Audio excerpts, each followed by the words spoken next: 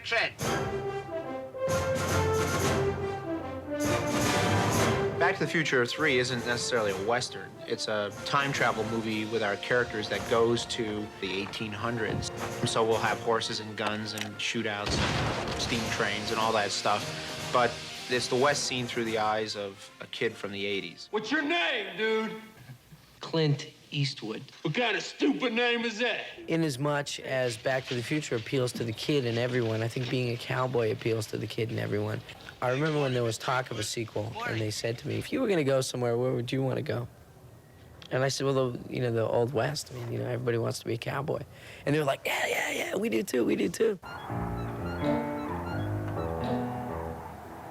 Rather than use existing sets, the filmmakers decided to build the Hill Valley of 1885 from scratch. When it's dressed in their horses and wagons there, and people walking around with gun belts on, it really feels like you step back in time. And action! They just don't build sets like this. It was so incredibly detailed and thorough and well thought out that it was an incredible thrill to actually hear, like rolling, action, and like stepping out in the street with my 6-shooter, And it was pretty wild. Just tell me one thing. Where'd you learn to shoot like that? 7-Eleven. Okay, let's shoot. The launching pad for Marty's voyage to the past was the Pohatchie Drive-In. The scene required the filmmakers to shoot on location in Monument Valley. When our hero goes back to the 1880s, the first image that the audience has to see is one that's immediately recognizable, that they go, oh yes, we're in the West. And that had to be Monument Valley. And action! Doc, if I drive straight towards the screen, I'm gonna crash into those Indians. Marty, you're not thinking fourth dimensionally.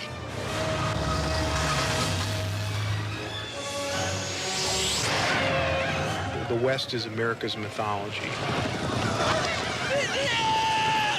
And it's romantic because we're going back to a time which people think back upon with kind of a, wouldn't that have been cool to run around in the West? I mean, anytime you got guys riding around on horses, let's face it, a guy looks a lot cooler riding a horse than he does driving a Plymouth.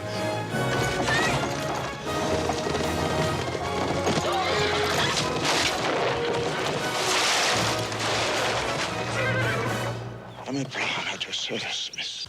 Clayton.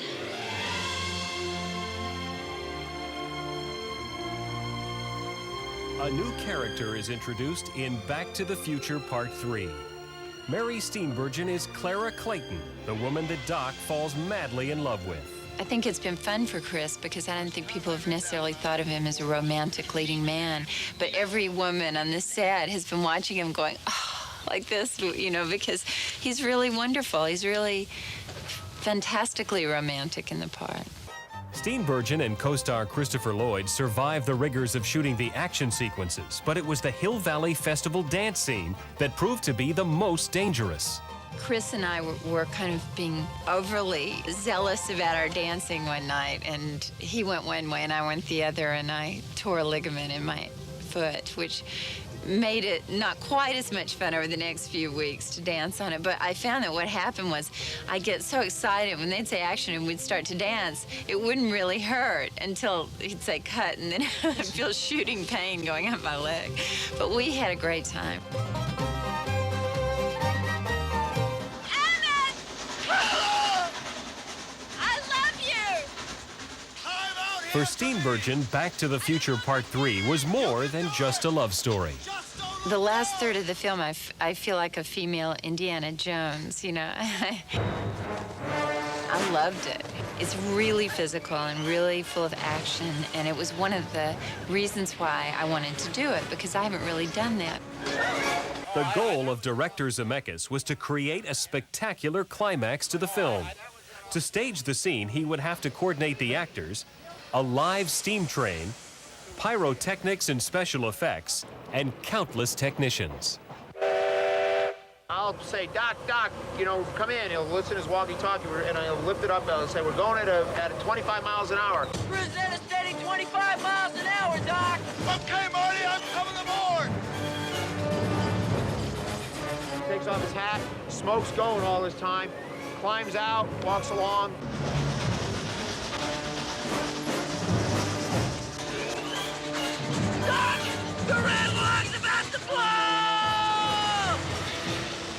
Now go 1, 2, 3, fire! Boom!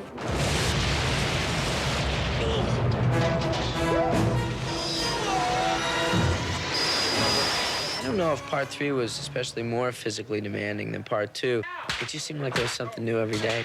Just running and jumping and falling and being dragged. And then also a lot of stuff on the train, running along the tops of the train.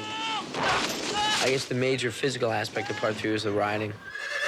There was one time we were doing a running shot, and the camera truck was beside me, and I was just flat out on this horse. And then when we stopped, the camera guy said he was up to 33. So it was kind of neat to know I had a horse going that fast. I'll tell you from experience, though, if you're going horseback riding, don't wear boxers. Wear jockeys. Boxers will really mess you up. No Western town would be complete without a villain. Tom Wilson plays Buford Mad Dog Tannen, the first in a long line of Hill Valley bullies. He is the evil incarnate of Hill Valley, California. Just imagine Biff with guns. You know, it's just not a pretty picture. I'll hunt you and shoot you down like a duck. It's dog, Buford. Shoot him down like a dog. Buford is Biff's worst intentions realized and unleashed. Because it's the Old West, Buford has the freedom to do the things that Biff only dreams about. Buford can actually shoot people. He's just a bad guy. Ain't you gonna introduce me to the lady? I'd like a dance. I wouldn't give you that pleasure. You'll just have to go ahead and shoot. This is not a documentary about what it was like to live in California in 1885. This is about, like, the West, good guys and bad guys. Check your problems at the door and sit down and have a good time. And if you like it, you know, go 3 or 4 or 5 more times.